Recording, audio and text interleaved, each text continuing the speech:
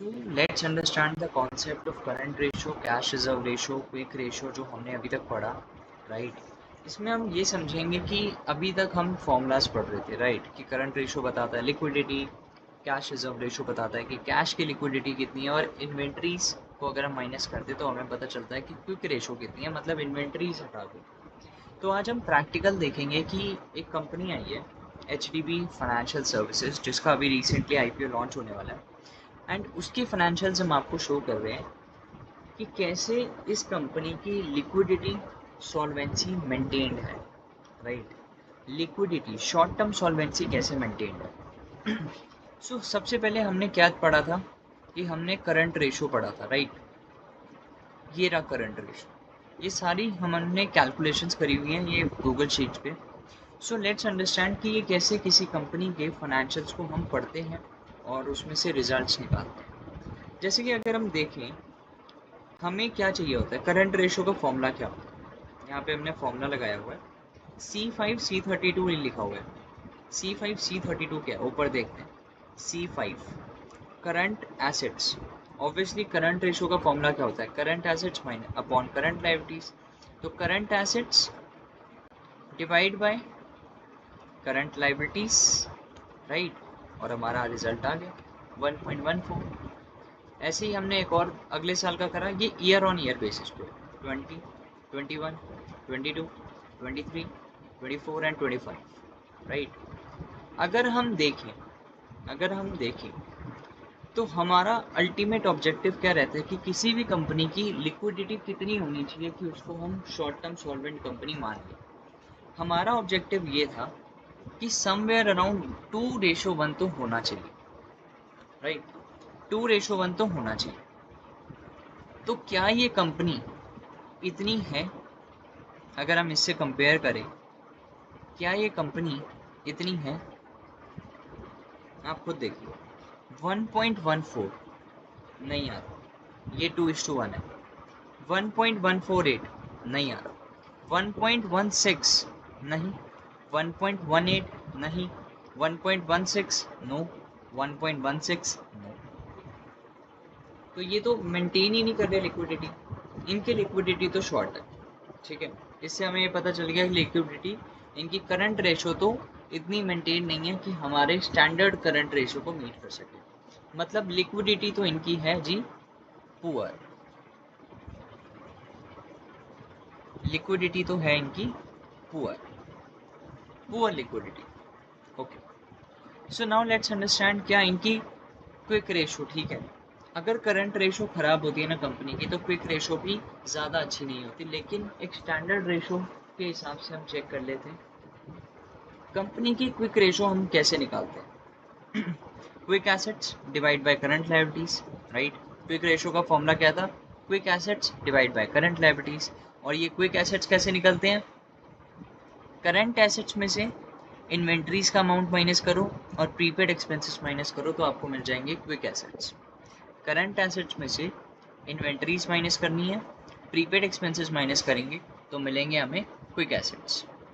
अब यहाँ पे ना कंपनी की इन्वेंट्रीज थी, ना ही इनके प्रीपेड एक्सपेंसेस थे, मतलब एडवांस कोई एक्सपेंसेस कर नहीं रखे, तो पूरा अमाउंट सेम हो जाएगा यहाँ पे, राइट। पूरा अमाउंट यहाँ पे सेम हो जाएगा।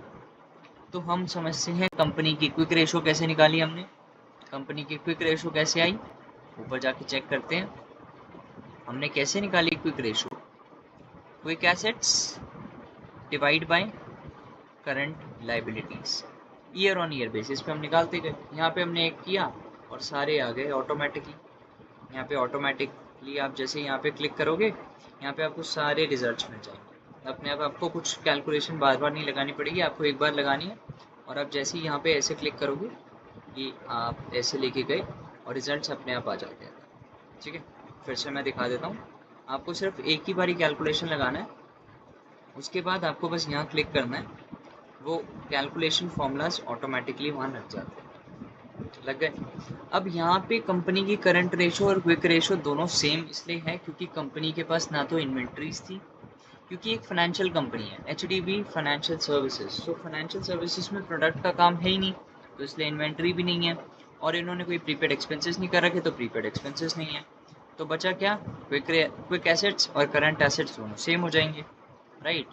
और हमने जब रेशोज निकाली तो दोनों सेम है, लेकिन हमारे केस में क्विक रेशो होनी चाहिए एटलीस्ट 1.8:1। एटलीस्ट हम प्रेफर करते हैं कि 1.8:1 तो होनी चाहिए किसी भी कंपनी की लिक्विडिटी, उसमें इन्वेंट्रीज का इन्वॉल्वमेंट इतना नहीं होना चाहिए।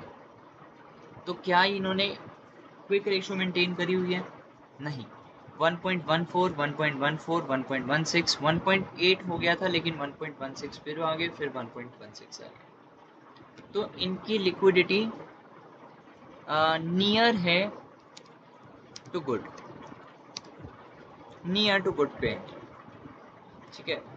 विदाउट इन्वेंट्रीज ये लोग नियर टू गुड पे हैं, ठीक है। अब हम समझते हैं कि हमें चाहिए cash reserve ratio. Cash reserve ratio कैसे निकालते हैं हम लोग?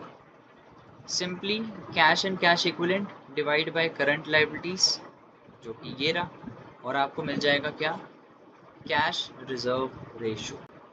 सो cash reserve ratio at least we will prefer 0.5:1 होना चाहिए किसी भी कंपनी में, कि उसके पास एटलीस्ट 0.5 पैसा तो होना चाहिए टू मेंटेन लिक्विडिटी, क्योंकि अल्टीमेटली उसको पैसे में ही पेमेंट करना, राइट, उसको पैसे में ही पेमेंट करनी है।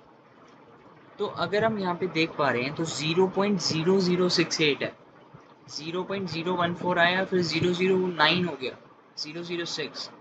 तो ये भी just we can say that near है, लेकिन नियर भी नहीं, हम इसमें कह देते हैं कि मॉडरेट है, राइट, मॉडरेट केस चल रहा है।